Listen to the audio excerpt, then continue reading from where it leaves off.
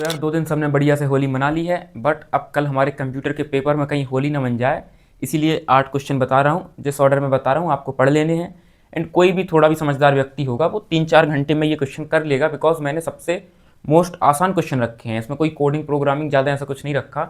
Most day to day advance life वाले question है, वही मैंने सिर्फ इसमें ऐड किए हैं ताकि आप आराम से कर सकें।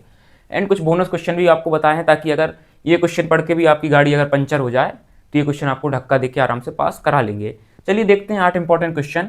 पहला क्वेश्चन है हमारा block diagram of a computer system. Computer system का ब्लॉक डायग्राम कैसे बनता है, जस्ट गूगल पे सर्च करना। एक ऐसा बॉक्स टाइप का बना रहेगा, इसमें सीपीयू, मेमोरी यूनिट, एएलयू इस टाइप से कुछ लिखा होगा, ऐसे कुछ मेमोरी और बस निकले होंगे साइड में। तो एक ऐसे ब्लॉक टाइप का बनेगा, ये ब्लॉक डायग्राम होता है, इसको एक्सप्लेन कर देना। सेकंड क्वेश्चन है classification and uses of computer.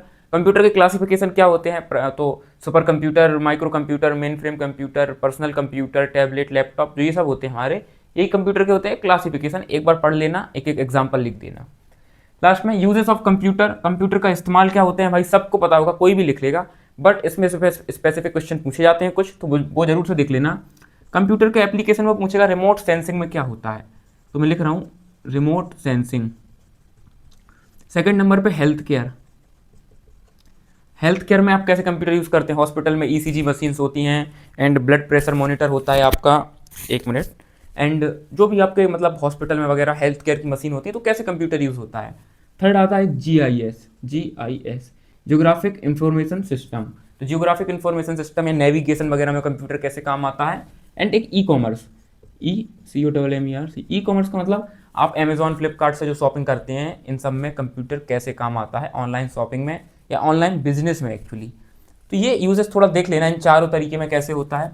तीसरा क्वेश्चन है प्राइमरी एंड सेकेंडरी मेमोरी क्या होता है। छोटा सा क्वेश्चन है, प्राइमरी और सेकेंडरी मेमोरी क्या होता है। इसके अंदर रैम, रोम, ईपी रोम, पी रोम, ईपी रोम, जो भी आता है, ई रोम, तो वो आपको देख लेना है। क्लासिफिकेशन कहीं भी मिल जाएगा।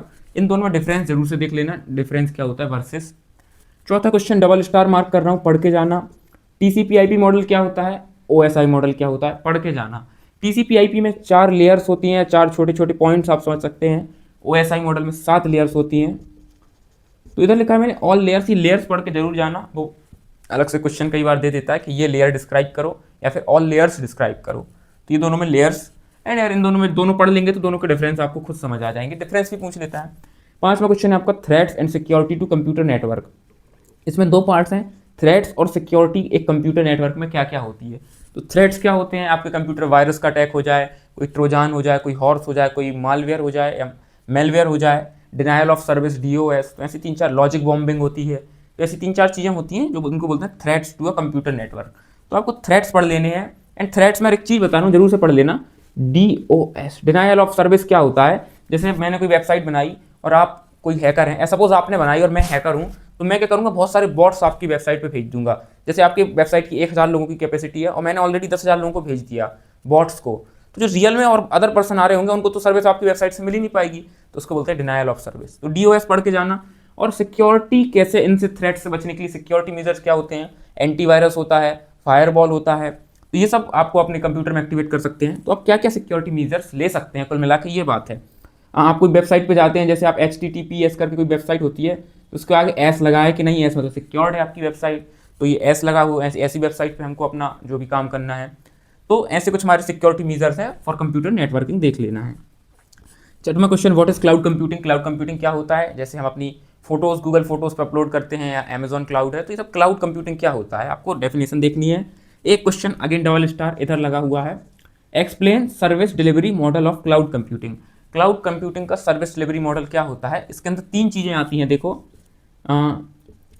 IaaS, PaaS and SaaS। Infrastructure as a service, platform as a service, software as a service. तो यही तीनों को मिला के जो सर्विसेज होती हैं उनको बोलते हैं service delivery model of cloud computing. तो इन 3 को आपको एक्सप्लेन करना है। वो अलग से IaaS, PaaS, SaaS भी पूछ लेता है।